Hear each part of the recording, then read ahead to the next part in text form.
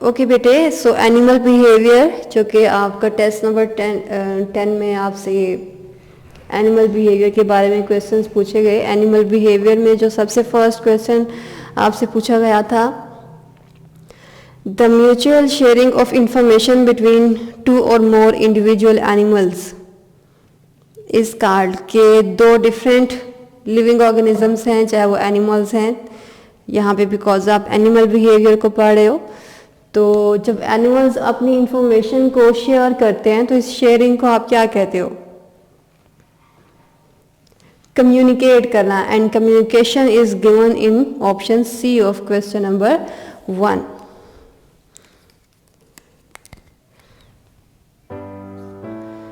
Okay, so question number 2, the process in which the response to stimuli decreases after being repetitive exposure to it is called। Okay बेटे, so question number 2 जिसमें ये पूछा गया है कि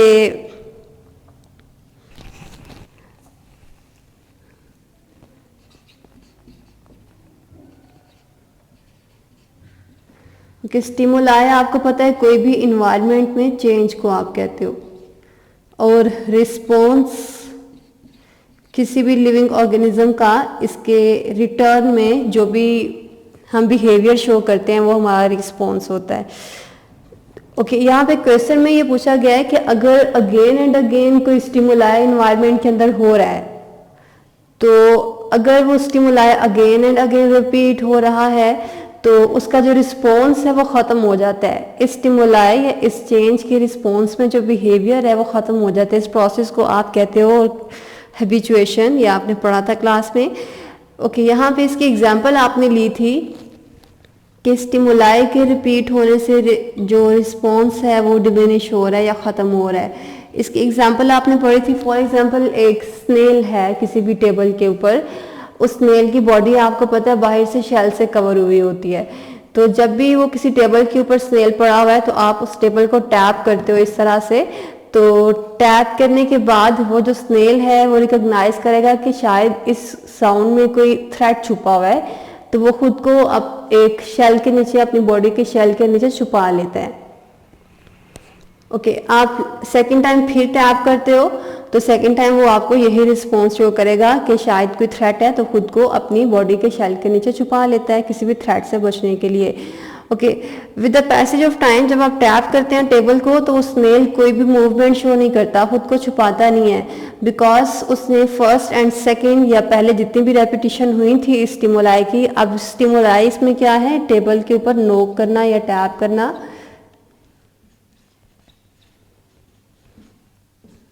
okay, सो ये जो आपका स्टिमुलाई था जो कि टेबल को नोक किया जा रहा था, ये अगेन एंड अगेन रिपीट करने से जो स्नेल का रिस्पॉन्स था कि वो खुद को प्रोटेक्ट करने के लिए छुपा रहा है, वो इसका ख़त्म होता जा रहा था।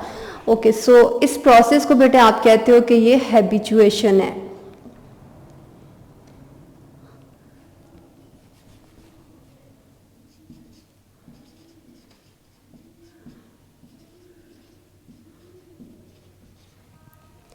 हैबिचुएशन हैबिट से है, कोई भी जो एक बिहेवियर होता है हमारा, जो आदत होती है, तो हैबिचुएशन मीन्स कि किसी चीज़ का आदी हो जाना, कोई भी रिस्पॉन्स शो ना करना, कि ये तो इन्वायरमेंट के अंदर होता रहता है। तो ये आपने टर्म पढ़ी थी, हमने रिकॉल कर ली। सो क्वेश्चन नंबर 2 का correct option is option B.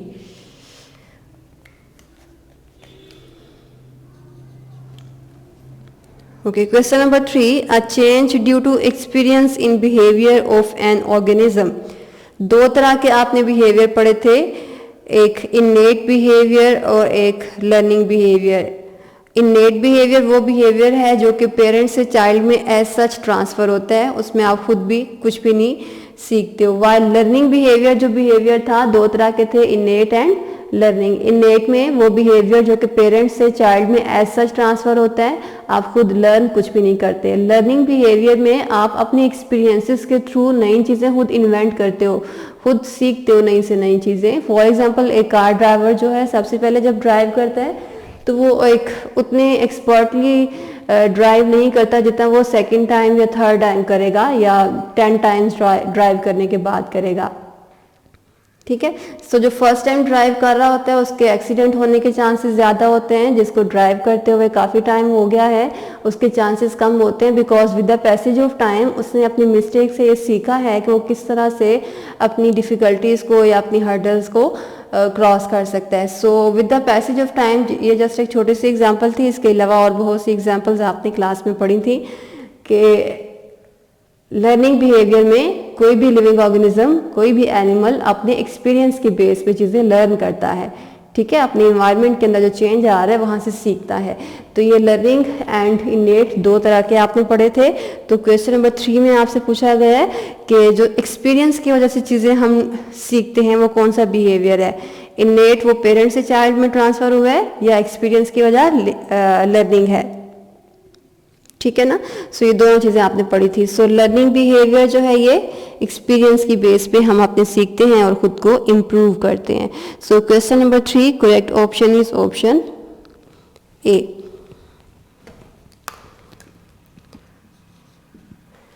Okay, question number 4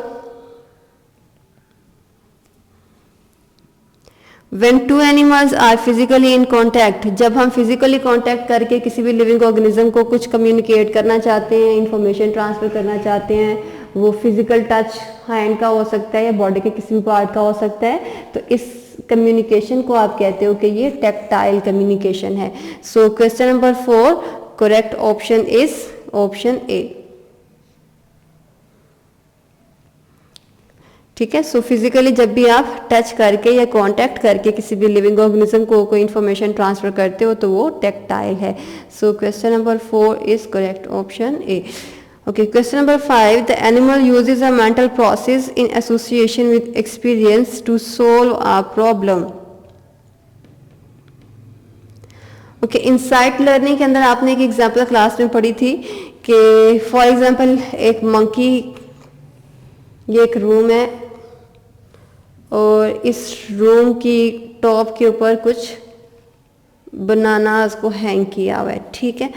okay, अब यहाँ पे एक मंकी है इस रूम में और डिफरेंट साइजेस के बॉक्सेस भी पड़े हुए हैं।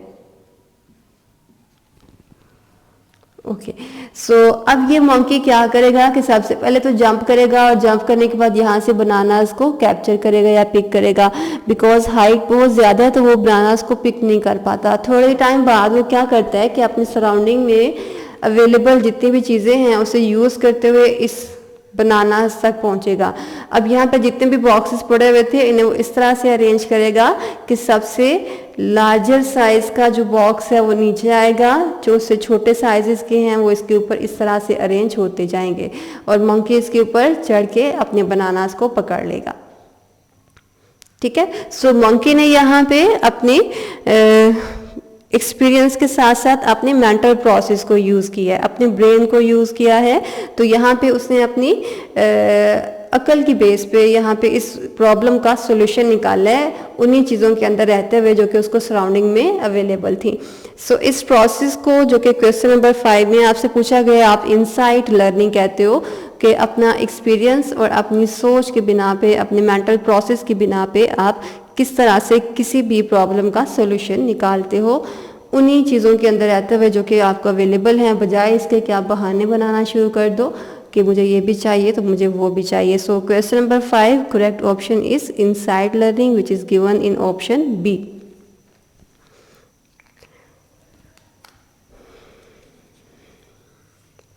Okay, question number 6. A young animal develops an attraction towards an object or animal. Okay, young animal की बात हो रही है, इट मीन्स के बेबी एनिमल्स की बात हो रही है। तो कोई भी बेबी एनिमल आपने पढ़ा था, फॉर एग्जांपल आपने डक के बेबीज़ का पढ़ा था कि जैसे ही डक के जो बेबीज़ हैं उनकी मदर आगे आगे चलती है तो उनके बेबीज़ उसको फॉलो करना शुरू कर देते हैं। वो कोई भी काम करती है तो उसके बेबी उसको कॉपी करना शुरू कर देते हैं। सो यहाँ पे कोई भी यंग एनिमल है जो कि अपने किसी भी और एनिमल को, स्पेशली यहाँ पे डक के केस में आपने उसके बेबीज़ को देखा, तो जो भी उनकी मदर करेगी वही उनके बेबीज़ करेंगे। तो जो यंग एनिमल्स हैं वो अपनी मदर से अट्रैक्ट हो रहे होते हैं और जो काम वो करती है वही वो काम करेंगे। इस प्रोसेस को आप कहते हो कि ये इम्प्रिंटिंग है, ये सारे बिहेवियर्स आप लोगों ने चैप्टर में पढ़े थे डिटेल के साथ, इनकी एग्जांपल्स भी हमने पढ़ी थी। यहाँ पे जस्ट आपकी हम रिकॉल कर रहे हैं चीज़ें कि आपने जो पढ़ी थी वो आपको याद भी हैं या नहीं, और जो याद हैं वो ठीक याद हैं या वो नहीं याद। Okay, question number 7, the study of ecological effects of animal behaviour is called. Okay, environment के ऊपर या इकोसिस्टम के ऊपर किसी भी इन्वायरमेंट का, किसी भी एनिमल के बिहेवियर का क्या इफेक्ट हो रहा है, इस स्टडी को आप बिहेवियर इकोलॉजी कहते हो, कि किसी भी बिहेवियर की वजह से इकोसिस्टम किस तरह से इफेक्ट होता है। Question number 7, correct option is option A.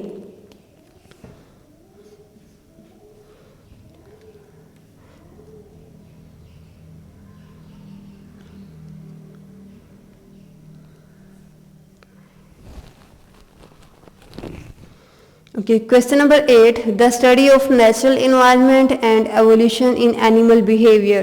Animal behaviour अपने इस चैप्टर के अंदर स्टार्टिंग में पढ़ा था कि एनिमल बिहेवियर की स्टडी को आप इथोलॉजी कहते हो। सो question number 8 correct option ethology. Ethology की डेफिनेशन क्वेश्चन नंबर 8 में आपसे पूछी गई है।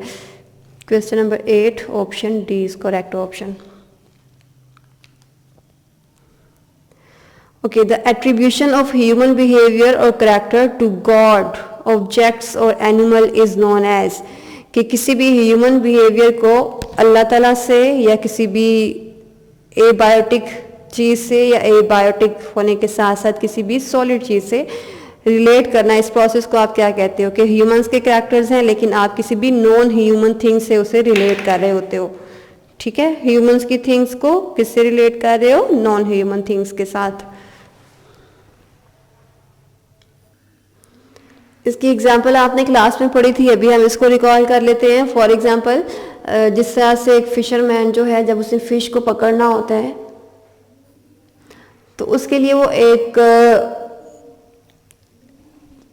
अपने एक थ्रेड लाइक स्ट्रक्चर यूज करता है जिसके एंड पे उसने अर्थवर्म को लगाया होता है। ठीक है, ये थ्रेड है, एंड पे उसने किसको लगा दिया? अर्थवर्म को।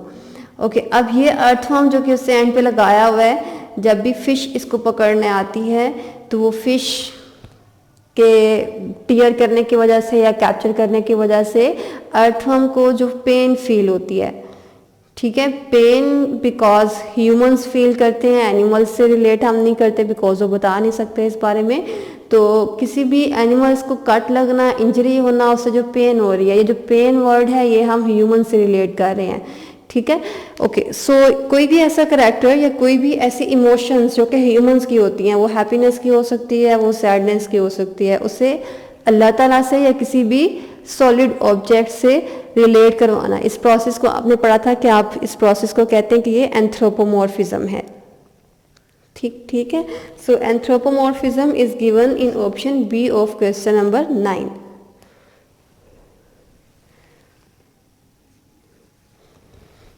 Okay, question number 10, a process in which an animal sacrifices its reproductive potential for the benefit of an other organism. Okay, altruism इसकी एग्जाम्पल है। altruism इस स्टेटमेंट में जो डेफिनेशन पूछी गई है उसका आंसर है altruism is given in option C. इसकी एग्जाम्पल आपने जो पढ़ी थी उसे रिकॉल कर लेते हैं, और जो एग्जाम्पल आपने पढ़ी थी वो उसकी एग्जाम्पल में फॉर एग्जाम्पल एक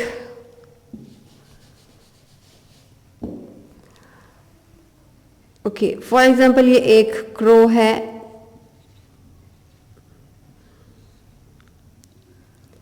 और इस क्रो के जो बाकी सारे मेंबर्स हैं वो किसी ऐसी प्लेस पे, बाकी सारे हैबिटेट्स जहाँ पे ये रह रहे हैं, लेकिन इसके सामने नहीं है, या आप कह सकते हो कि किसी और एक्टिविटी में बिजी हैं किसी और जगह पे। ठीक है, सो ये एक ग्रुप ऑफ क्रोस कहीं और मौजूद है।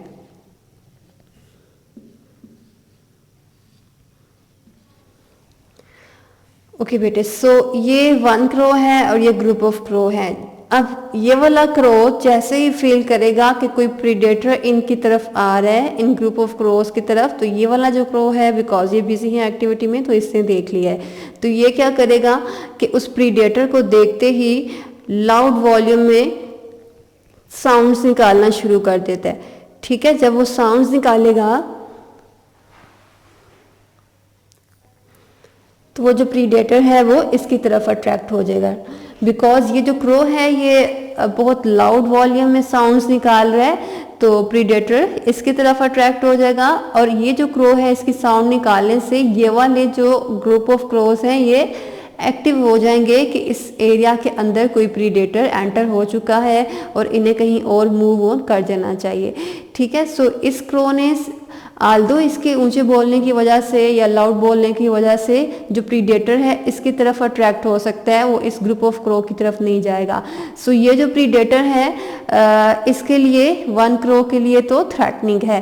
तो इस क्रो ने इस चीज़ की फिक्र किए बगैर कि मैं ज़्यादा डेंजर में हो सकता हूँ, जब मैं ऊंची बोलूँगा प्रीडेटर मेरी तरफ अट्रैक्ट हो जाएगा, मुझे किल कर देगा, उसने अपने बाकी फैलोज को प्रोटेक्ट किया है, उन्हें वार्न किया है कि इस एरिया के अंदर प्रीडेटर है, सो उससे बचने के लिए वो कहीं और मूव कर जाए। तो ये जो वन क्रो जिसने लाउड वॉल्यूम में बोल रहा था, इन क्रोज को बचाने के लिए इस वन क्रो ने जो बिहेवियर शो किया है उस बिहेवियर को आप अल्ट्रुइज्म कहते हैं, कि खुद को डेंजर में डाल के किसी और को प्रोटेक्ट करना। ठीक है, सो अल्ट्रुइज्म ये आपने क्लास में डिटेल के साथ पढ़ा था। Okay, question number 11, the evolution of social behaviour in an animal is called. Okay, social behaviour means कि आप सोशल बायोलॉजी को स्टडी कर रहे हो। सोशल बायोलॉजी मीन्स कि कोई भी लिविंग ऑर्गेनिज्म किसी इन्वायरमेंट के अंदर रहते हुए किस तरह से सोशली बिहेव करता है। आज वो बहुत फ्रेंडली है, बहुत ज़्यादा हाइपर हो जाता है जल्दी, या बहुत ज़्यादा वो किसी भी लिविंग ऑर्गेनिज्म के साथ अच्छे से कोऑपरेट करता है, वो किस तरह से मिलता जुलता है सराउंडिंग में रहने वाले लोगों से, वो आप सोशल बिहेवियर के अंदर पढ़ते हो। And social behaviour social biology से रिलेट करते हो कि लिविंग ऑर्गेनिज्म के बिहेवियर को स्टडी करना is social biology. So question number 11 correct option is option B.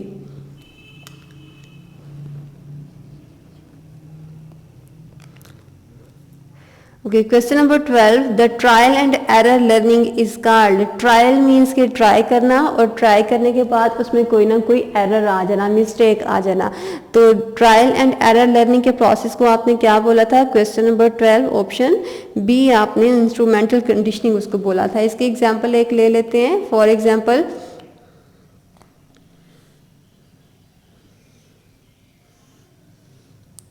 ये एग्जाम्पल आपने क्लास में पढ़ी हुई है, जस्ट मैं रिकॉल करवा रही हूँ।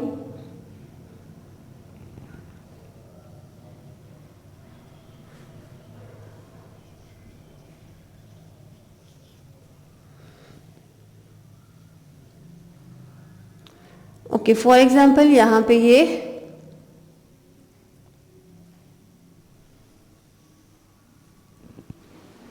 एक पजल बॉक्स है और इस पजल बॉक्स के अंदर एक कैट है।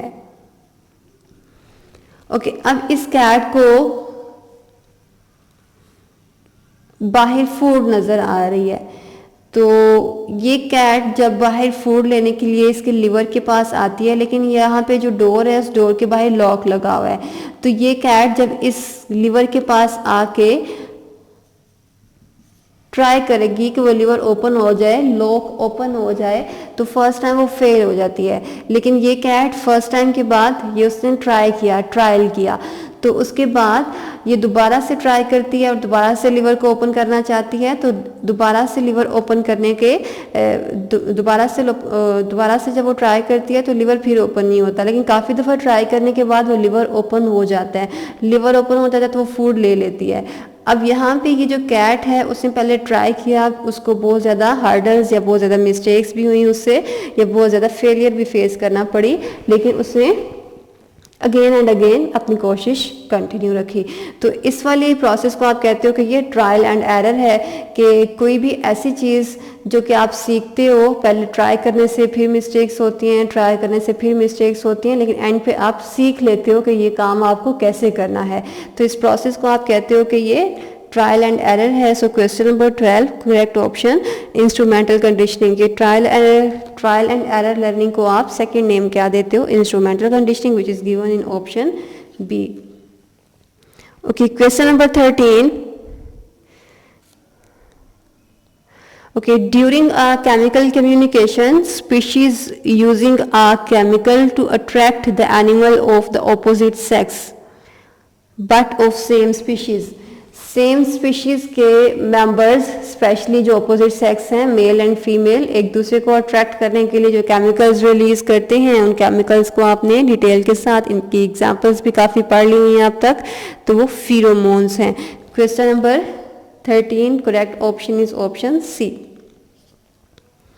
Okay, question number 12. In behavior, the nervous system acting as stimulus filter. Stimulus filter means कि जो भी उसने चेंज डिटेक्ट किया है उसे रिट्रीव करेगा, उसे चेंज करवाएगा और चेंज करवाने के बाद इफेक्टर्स को मैसेज कन्वे करवाएगा कि वो किस तरह से इसे यूटिलाइज कर सकते हैं। So question number 14 correct option is option C.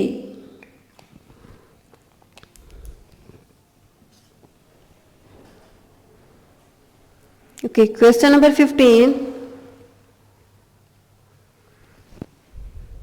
The inherited behavior is called, जिस तरह से हम पहले पढ़ चुके हैं कि वो बिहेवियर जो कि हम एक्सपीरियंस के थ्रू लर्न करते हैं उस बिहेवियर को आप लर्निंग बिहेवियर कहते हो, और वो बिहेवियर जिसे आप पेरेंट्स से लेते हैं या इनहेरिट करते हैं उसे आप इंस्टिंक्ट्स कहते हो या इनेट बिहेवियर कहते हो। सो इनेट तो यहाँ नहीं गिवन, इंस्टिंक्ट्स गिवन है, तो आप करेक्ट ऑप्शन क्वेश्चन नंबर 15 का इंस्टिंक्ट्स मार्क करोगे विच is given in option D.